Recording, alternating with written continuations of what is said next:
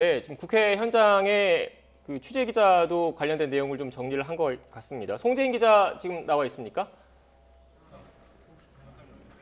네, 국회입니다. 네, 지금 앞서 이상직 의원에 대한 체포동의안 표결 절차가 진행이 됐고 저희가 지금 속보를 통해서 체포동의안이 21대 국회 들어서 두 번째로 가결됐다 이 소식까지 전해드렸는데 좀 더 자세한 내용을 좀 정리해 주시죠. 네, 우선 앞서 보신 것처럼 무소속 이상직 의원에 대한 체포동의안이 국회에서 조금 전 가결됐습니다. 제적의원 과반 출석에 출석의원 과반 찬성이라는 조건을 채운 겁니다. 이로써 이 의원은 조만간 영장실질심사에 참석해 구속기로에 놓이게 됐습니다. 사실 표결에 앞서서도 정치권에서는 이 의원 체포동의안이 부결될 가능성은 적을 거란 전망이 나왔습니다. 우선 검찰이 파악한 이 의원의 배임, 또 횡령 혐의 관련 액수만 500억 원대에 이르는 것으로 알려졌습니다. 여기에 이상직 의원이 검찰 수사에 대한 억울함을 호소하면서 어제 동료 의원들에게 보냈던 친서 내용도 오히려 비판 여론을 키웠습니다. YTN이 단독으로 확보했던 이 친서에서 이 의원은 검찰이 파악한 횡령 금액은 이미 모두 변제한 돈이라고 해명했습니다.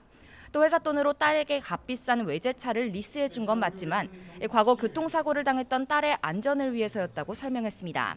회사 돈을 빼돌려 사적으로 썼다는 혐의와는 직접적인 관련이 없는 해명인 만큼 이 의원의 선처 호소에 여론은 오히려 더 싸늘해졌습니다. 그런 만큼 민주당도 이 의원을 엄호하기는 어려운 상황이었습니다. 또 민주당으로선 재보궐선거를 치르며 무엇보다 내로남불 비판에 예민해졌던 만큼 자당 출신 이상직 의원에 대해서도 책임 있는 잔세를 보일 수밖에 없었던 것으로 분석됩니다. 여기에 국민의힘을 비롯해 오늘 표결에 참여했던 야당들 역시 이상직 의원을 비판해왔습니다. 이로써 여야는 방탄국회 비판을 피하게 된 가운데 이상직 의원은 민주당 정정순 의원에 이어 21대 국회에서 두 번째로 불명예를 안게 됐습니다. 네, 체포동의안 표결 뒤에 지금은 대정부 질문이 이어지고 있는데 오늘도 역시 백신이 화두가 될 전망이라고요. 네, 그렇습니다. 오늘은 재보궐선거 이후 첫 대정부 질문이 막을 내리는 날이기도 합니다. 교육, 사회, 문화 분야긴 하지만 홍남기 국무총리 직무대행과 권덕철 보건복지부 장관도 참석하는 만큼 역시나 백신 공방이 이어질 것으로 보입니다. 국민의힘은 국내 백신 수급에 대한 불안을 강조하면서 정부의 총체적인 방역 실패를 부각할 방침입니다.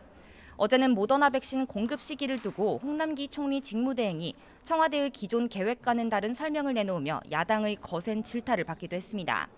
국민의힘은 정부의 백신 확보 현황 공개를 압박하는 동시에 한미 정상회담에서의 백신 확보 가능성도 추궁할 것으로 보입니다.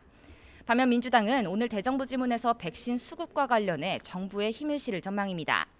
백신 불안과 관련해 허위 사실이 난무한다며 대정부 질문 자리를 빌려 정부 측에 정확한 설명의 기회를 제공한다는 계획입니다. 지금까지 국회에서 YTN 송재인입니다.